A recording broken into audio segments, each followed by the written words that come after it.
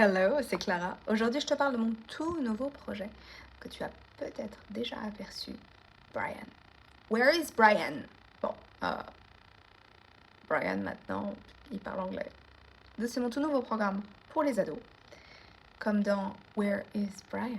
Si tu es de ma génération ou que tu es parent d'un ado, Brian t'évoque certainement quelque chose. Bon, moi, ça m'a marqué toute ma scolarité, à peu près. Et là, j'ai envie de changer un petit peu Brian, tu vois, de le réinventer, qu'il devienne fluide en anglais, qu'il soit à l'aise en anglais, plutôt que My tailor is rich and where is Brian and his sister is in a bathroom. En fait, je suis sûre que tu vois de quoi je parle.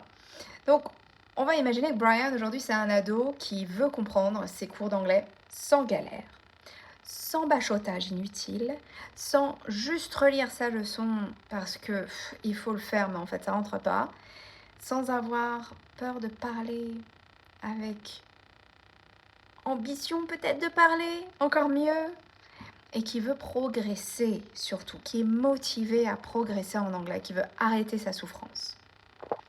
Donc c'est un programme, comme peut-être tu es en train de le comprendre, qui est pensé pour les hypersensibles, comme moi, pour les neuroatypiques, comme moi, ou tout simplement ceux qui sont mal à l'aise à l'école, voire même un peu traumatisés de l'école.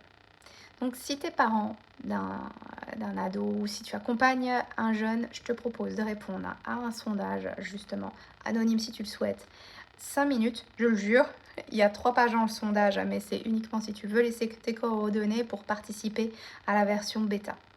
Donc cette version-là va m'aider à faire un test utile humain et puis toi tu profites de savoir comment se passe Brian. Le lien est donc en description et au plaisir d'échanger. Bye bye.